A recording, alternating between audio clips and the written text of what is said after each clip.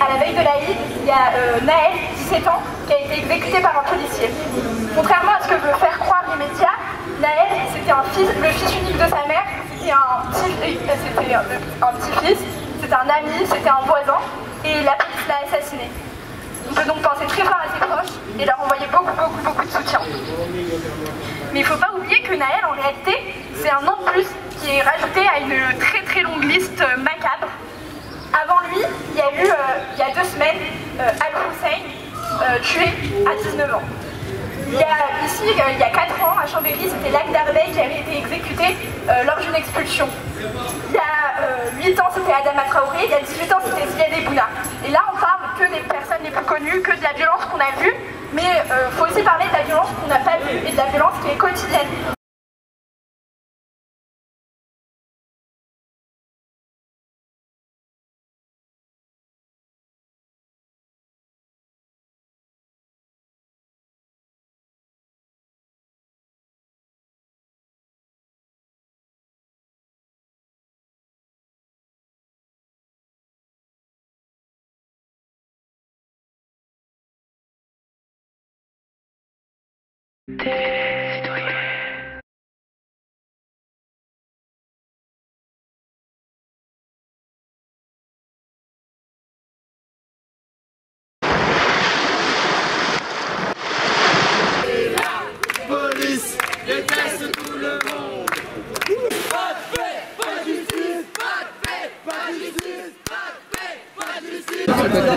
C'est sûr, c'est l'avenir.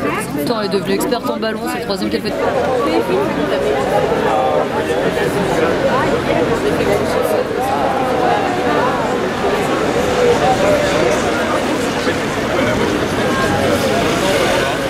La réalité, c'est aussi que la violence, elle est quotidienne. Dans nos quartiers, la police, elle humilie, elle traque, elle harcèle au quotidien. Et depuis toujours, elle sème la terreur et elle teste ses outils et ses techniques meurtrières qu'elle utilisera ensuite dans les mouvements sociaux.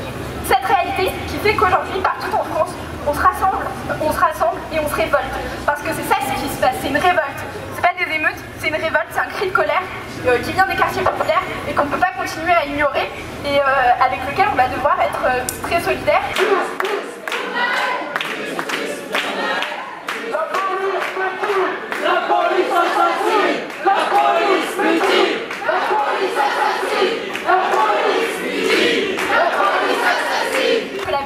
Elle va pas cesser, elle va même grossir.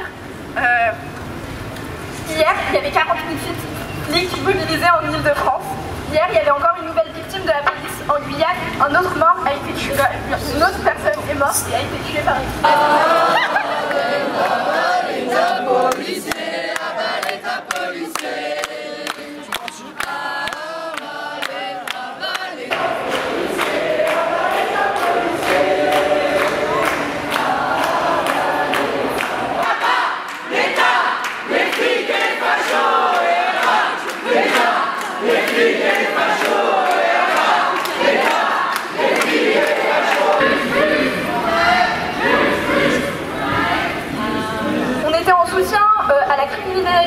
du mouvement écolo, qu'aujourd'hui on parle tout le temps d'éco-terroristes, etc. Si on peut parler d'éco-terroristes, c'est parce que pendant des années et des années, on a désigné des personnes dans ce pays, on a désigné des musulmans de ce pays comme terroristes. Nous on a la peur de nous protéger et ça fait quelques temps que les temps ont bien changé et qu'avec la police il y a des affrontements, il y a des bavures policières, etc. Et je pense que l'État ne nous a pas assez attendus. Donc nous dans les rues depuis 2-3 jours afin de se faire entendre et qu'il y ait enfin un changement au niveau de l'État, du gouvernement, qu'il y ait des choses mises en place. Parce que je pense qu'un jeune de 17 ans il mérite pas de mourir pour un défaut de permis. Parce que contrôle aux faciès, ça sert à rien de dire qu'on se fait toujours taper, ça serait mentir. Mais c'est vrai que c'est assez fréquent. Quand on voit qu'ils viennent nous voir dans les quartiers, qu'ils prennent les ballons aux petits, qu'ils font tomber les téléphones et qu'ils viennent juste pour faire le bordel et chercher la provocation, je pense que évidemment il y en a marre. Donc nous on crie. Ils sont venus, j'ai mangé un moins 4 points pour rien du tout. J'étais en train de faire une marche arrière, j'ai pris un moins 4 points pour rien du tout déjà. C'est grave. Aujourd'hui, on fait la distinction entre genre les bons révoltés des quartiers populaires et les mauvais. Si on peut faire cette distinction elle se fait aussi dans les manifestants entre les bons et les mauvais. Donc vraiment toutes les techniques qui sont aujourd'hui utilisées contre le mouvement social, elles étaient avant utilisées contre nos quartiers populaires, contre les personnes racisées. Et c'est pour ça qu'il faut que se crée solidarité entre eux. On est frères, hein. Des daronnes, voilà. C'est une daronne, voilà.